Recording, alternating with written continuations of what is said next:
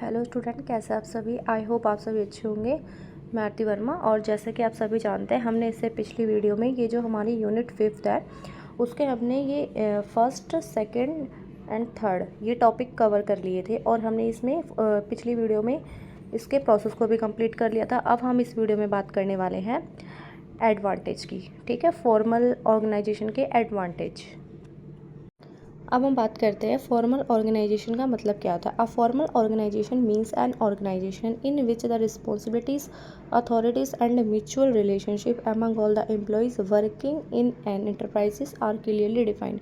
औपचारिक संगठन का मतलब वो संगठन होता है जिसमें एक ऑर्गेनाइजेशन में जो भी कर्मचारी काम करता है उनको अपने उत्तरदायित्व और उनको जो उनके अधिकार होते हैं ना, उनके पहले से ही डिफाइन कर दिए जाते हैं कि किसको क्या करना है, कौन सा कर्मचारी क्या काम करेगा और कौन सा क्या काम नहीं करेगा। इससे क्या होता है, संस्था के जो उद्देश्य होते हैं उनको प्राप्त करने में आसानी हो जाती है, क्योंकि सभी को अपने अपने काम के बारे में पहले से ही पता होता है।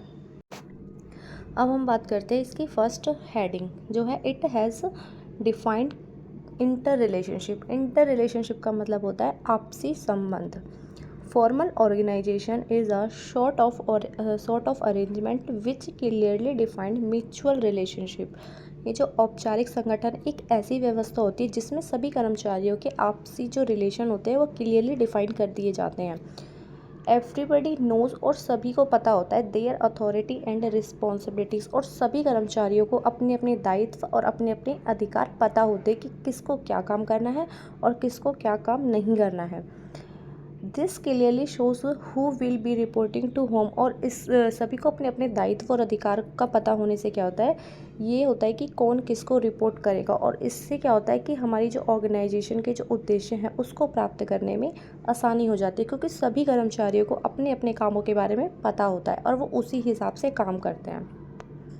और इसको काम को करने में देरी भी नहीं होती है, क्योंकि सभी को पता है कि उनको क्या क्या काम करना है। अब हम बात करते हैं second heading, it is based on rules and procedure. Rules मतलब होता है नियम और प्रोसीजर मतलब होता है कार्यविधि। कार्यविधि मतलब क्या होता है कि किसी क्रम को फॉलो करना। It is important to observe all the predetermined rule. Predetermined rule का मतलब क्या होता है, जो रूल पहले से ही डिफाइन कर दिए गए हैं।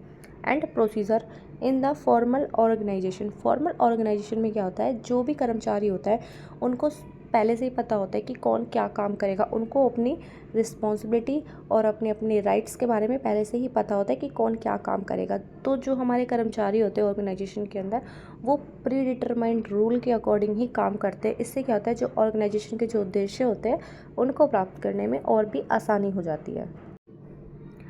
अब हम बात करते हैं इसकी थर्ड हेडिंग जो है, it is based on the division of work. Division of work का मतलब क्या होता है, ऑर्गेनाइजेशन के काम को अलग अलग डिपार्टमेंट में डिवाइड कर देना। The chief basis of formal organisation is the division of work. It is that connect the efforts of different department with each other.